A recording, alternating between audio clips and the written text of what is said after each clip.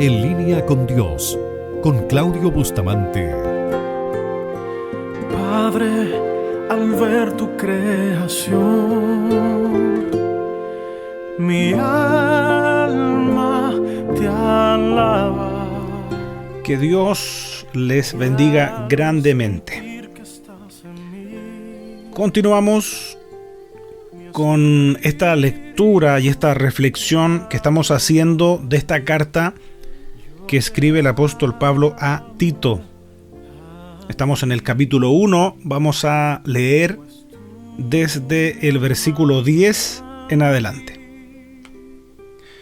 Dice así la palabra del Señor. Porque hay aún muchos contumaces, habladores de vanidades y engañadores, mayormente los de la circuncisión, a los cuales es preciso tapar la boca, que trastornan casas enteras, enseñando por ganancia deshonesta lo que no conviene. Uno de ellos, su propio profeta, dijo: los cretenses siempre mentirosos, malas bestias, glotones ociosos. Este testimonio es verdadero. Por tanto, repréndelos duramente para que sean sanos en la fe, no atendiendo a fábulas judaicas ni a mandamientos de hombres que se apartan de la verdad. Todas las cosas son puras para los puros, mas para los corrompidos e incrédulos nada le es puro, pues hasta su mente y su conciencia están corrompidas. Profesan conocer a Dios, pero con los hechos lo niegan, siendo abominables y rebeldes, reprobados en cuanto a toda buena obra. Dios, eres grande, Dios, más ancho que el mar, más alto que el cielo.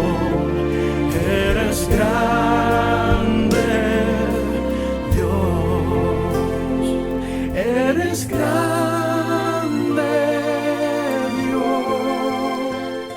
A través de estos versículos comenzamos a comprender mejor qué es lo que sucede en la iglesia en Creta. Podemos discernir que Tito está enviado a una misión un tanto difícil. Se lo anticipó Pablo en el versículo 5 de este capítulo 1, cuando dice que debe corregir lo deficiente.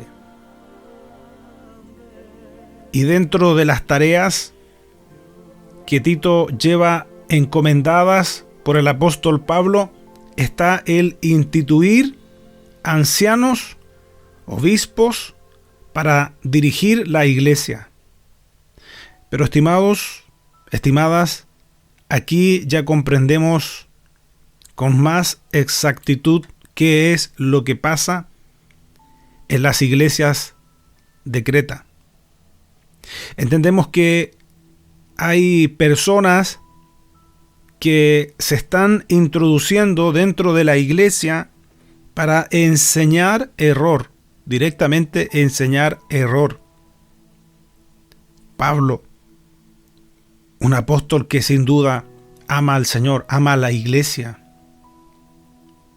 comienza a movilizarse de tal forma que se eviten las divisiones debido a esta gente que en realidad podríamos tipificarlos como falsos maestros, que no están enseñando la verdad. Dice otra traducción, porque por allí andan muchos que no obedecen la verdadera enseñanza, sino que engañan a los demás con sus enseñanzas tontas. Esto pasa sobre todo con algunos de ustedes que insisten en seguir practicando la circuncisión. A ver, comprendamos un poquito mejor. Habían un segmento, un grupo de gente que estaba poniendo ciertas trabas a los no judíos, a los gentiles, para poder practicar y vivir la fe en Cristo. Por eso está hablando aquí de la circuncisión, señalando que era necesario ese hecho como para en un primer paso convertirse en un judío o en un judaizante y luego realmente poder ser un discípulo, un seguidor de Cristo.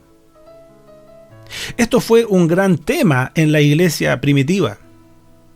De hecho, se discutió y lo podemos ver en el capítulo 15 del libro de los Hechos. Entonces, había que rápidamente poner las cosas en su lugar. Como decíamos, corregir lo que estaba deficiente. Porque estos maestros no es que estén fuera de las congregaciones, se están metiendo dentro de las congregaciones. Vienen con otras enseñanzas.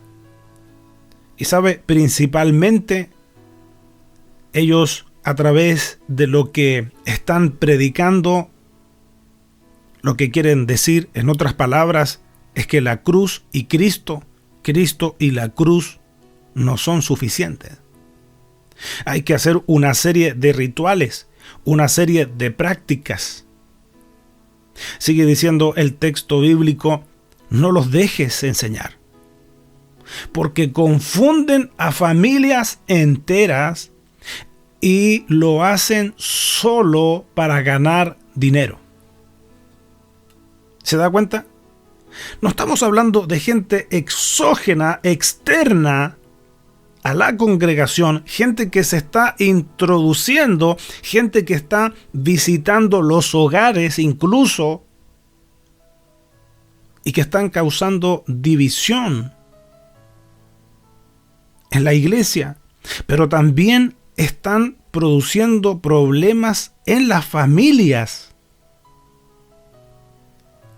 Dice la traducción Reina Valera de 1960 que trastornan casas enteras. Fíjese. Trastornan casas enteras. Y señala el texto bíblico y dice, enseñando por ganancias deshonestas lo que no conviene. Las motivaciones de estos maestros son motivaciones equivocadas. No van a las casas a enseñar la verdad. No van a los hogares a levantar el nombre de Cristo.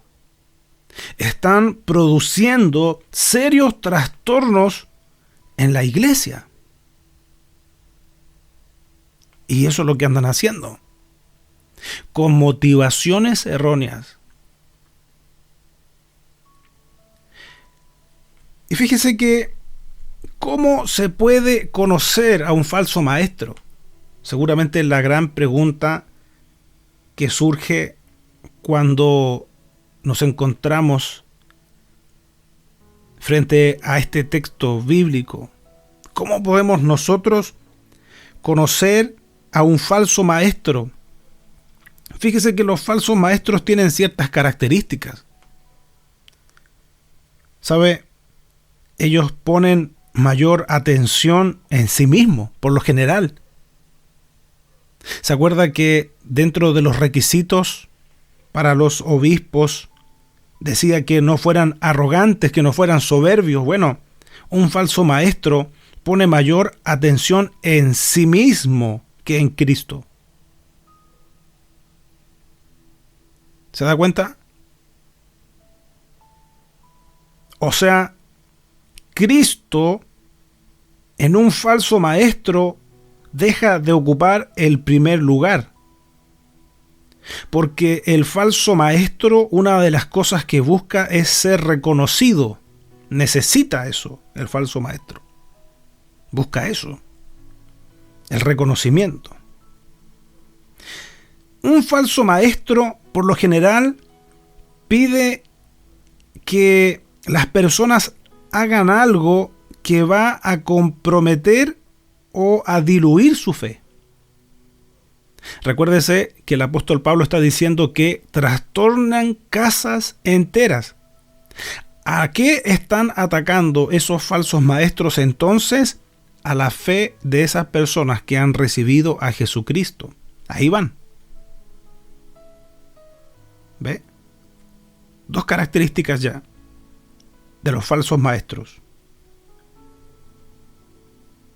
Llevan el enfoque, en primer lugar, hacia ellos mismos. En segundo lugar, buscan diluir la fe.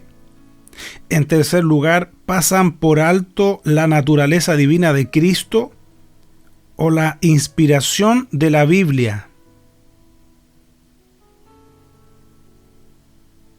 Le quitan autoridad a la palabra del Señor. La Biblia dice esto, pero yo digo esto. Cuidado con esa gente. A poner atención. Estamos hablando de las características de los falsos maestros. Como cuarta característica, exhortan a los creyentes para que tomen decisiones basadas mayormente en el discernimiento humano. ¡Wow! Esto está bueno, poder comprenderlo. Porque podríamos decir que no solamente en el discernimiento humano, sino que también basados en lo emocional. ¿Sí? Esto dice la palabra, pero ¿qué dices tú? ¿Qué sientes tú?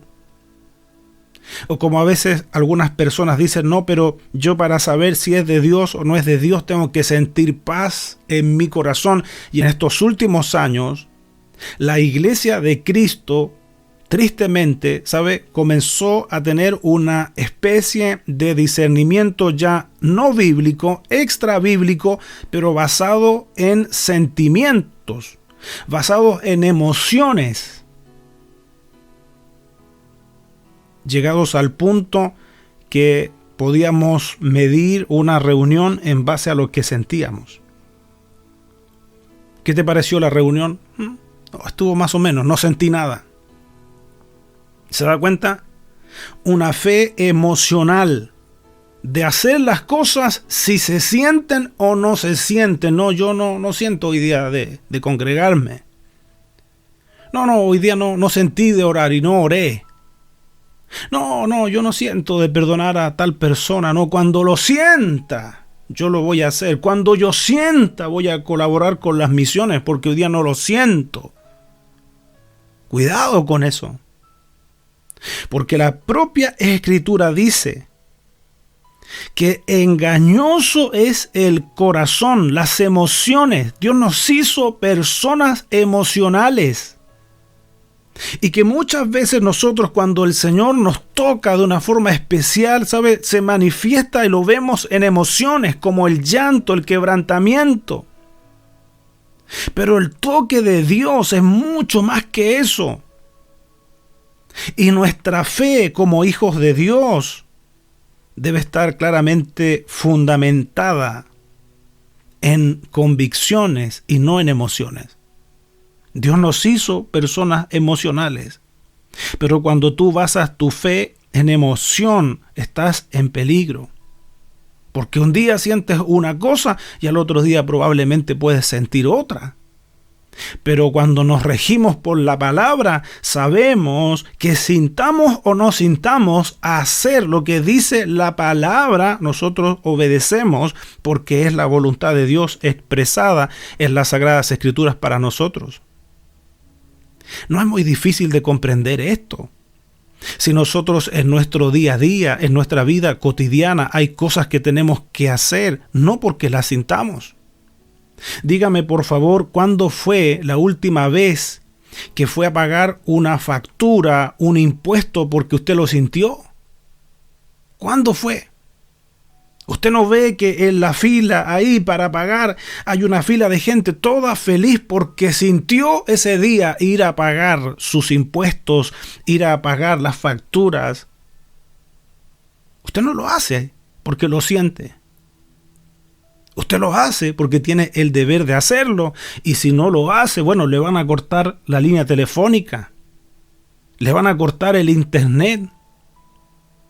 Le van a cortar la luz. ¿Se da cuenta? Pero fíjese la diferencia a lo que hemos caído nosotros en nuestra fe, que llegamos a hacer las cosas si las sentimos o no las sentimos. Y de eso también sacan provecho los falsos maestros, porque los falsos maestros abusan de la ignorancia de la gente. Lo estamos diciendo acá dentro de las características que tienen los falsos maestros. De esos falsos maestros estaban trabajando, entre comillas, con los cretenses, metiéndose en las casas, enseñando error, alejando a la gente de la verdad de Dios. Y como decíamos, como cuarta característica, exhortan a los creyentes para que tomen decisiones basadas mayormente en el discernimiento humano antes que en la oración y la dirección bíblica. Dos cosas importantes. Yo lo hubiese puesto al revés. Yo hubiese puesto la dirección bíblica y después la oración. Pero aquí aparece la oración y la dirección bíblica. ¿Por qué? Porque hay situaciones que a lo mejor no vas a alcanzar a orar, que vas a tener que tomar la decisión ahí nomás. Y si tienes el conocimiento bíblico, si sabes lo que dice la palabra y eres una persona temerosa de Dios, inmediatamente vas a tomar la decisión, porque conoces la verdad. Hay momentos que no hay un instante para decir, espérame un poquito, voy a orar y vuelvo. Fue lo que ocurrió en la vida de José. José no le dijo a la esposa de Potifar, espérame un poquito. ¿Por qué no me esperas? Yo necesito primero orar para conocer cuál es la voluntad de Dios. Él conocía cuál era la voluntad de Dios, conocía la verdad, sabía lo que tenía que hacer, y eso hizo más allá de lo que probablemente él sentía. Es que es súper importante que nosotros conozcamos la voluntad de Dios. Es imposible vivir, practicar la voluntad de Dios si nosotros la desconocemos. Y la voluntad revelada de Dios para nosotros está en las Sagradas Escrituras.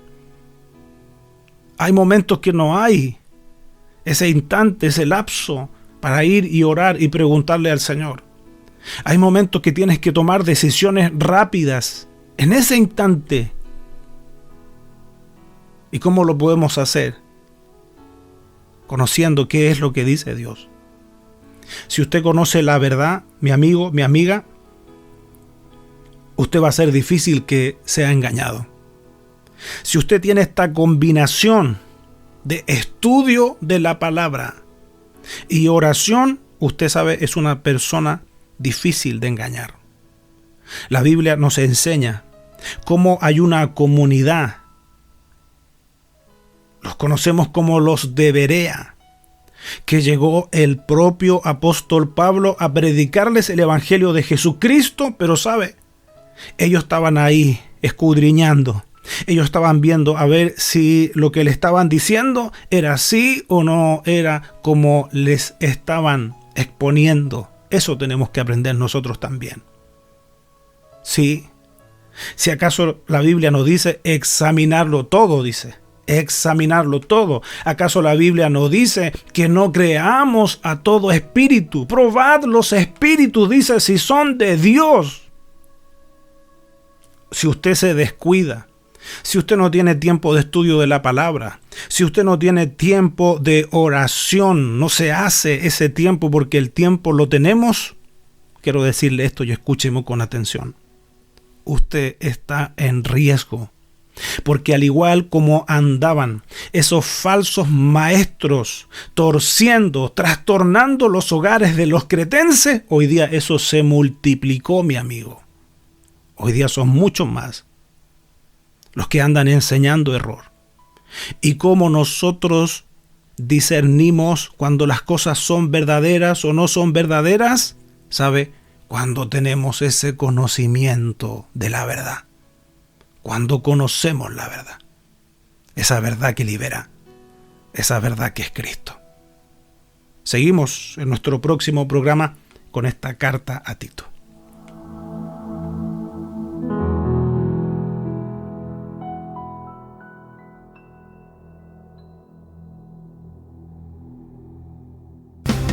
Esperamos que este mensaje haya sido de bendición para tu vida. Y si lo fue, te invitamos a que estudies la forma de apoyar nuestro ministerio. Desde ya contamos con tus oraciones. Para comunicarte con nosotros, lo puedes hacer desde cualquier parte del mundo a nuestro WhatsApp más 549-2604-2042-82 o a nuestro correo electrónico en lineaministerios@yahoo.com.ar. Recuerda que en nuestro canal de YouTube hay más predicaciones para ti. Gracias por estar con nosotros. Que Dios te bendiga. Ministerios en línea, dedicados a la evangelización y edificación del cuerpo de Cristo.